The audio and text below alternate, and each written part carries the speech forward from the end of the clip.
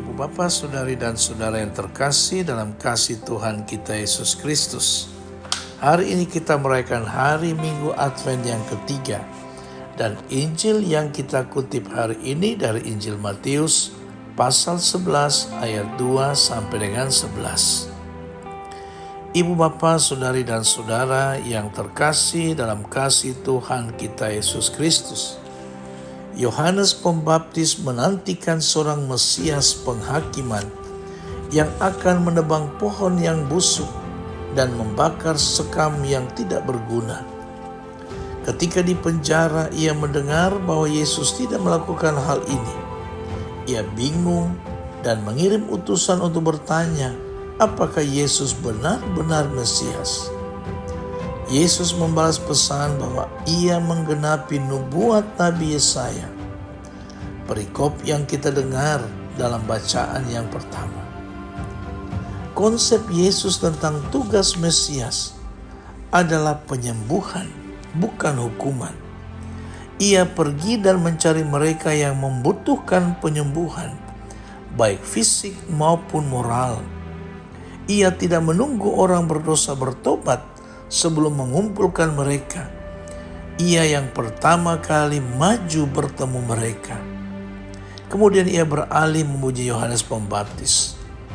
Lagi pula, Yohanes mengatakan ia tidak mengenali Yesus sampai ia melihat Roh Kudus turun ke atasnya. Ia juga mengatakan bahwa Yesus yang datang setelahnya telah mendahuluinya.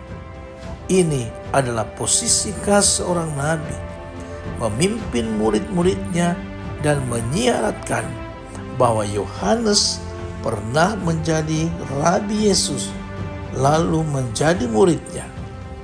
Yesus sepenuhnya manusia dan bahkan ia perlu belajar seperti halnya semua manusia. Bapak, Ibu, Saudari dan Saudara yang terkasih dalam kasih Tuhan kita Yesus Kristus.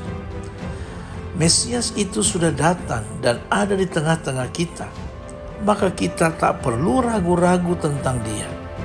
Karena inilah tanda kehadirannya.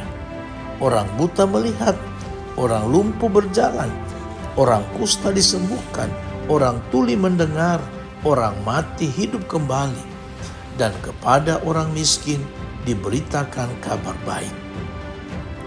Kita pun, saudari dan saudara yang dikasihi Tuhan, tidak jarang mengalami krisis iman dan meragukan kebaikan Allah ketika mengalami hal-hal yang pahit dalam hidup. Krisis ini adalah sesuatu yang sangat netral sifatnya. Ia bisa menghasilkan hal-hal yang baik atau buruk. Sangat bergantung kepada sikap dan arti yang kita berikan padanya. Yohanes mengakhiri krisis iman yang dialaminya setelah dengan sabar ia mencari tahu jawaban atas persoalan yang membingungkannya. Kesabaran yang ditegaskan oleh Santo Yakobus dalam suratnya berarti ulet, setia dan tahan uji. Kita pun harus tekun berusaha mengubah dan membarui diri serta membiarkan Tuhan melaksanakan kehendak-Nya dalam kita. Saudari dan saudara yang terkasih dalam kasih Tuhan kita Yesus Kristus, mudah-mudahan kita pun tidak lekas putus asa ketika kita mengalami krisis dalam hidup, termasuk krisis iman. Amin.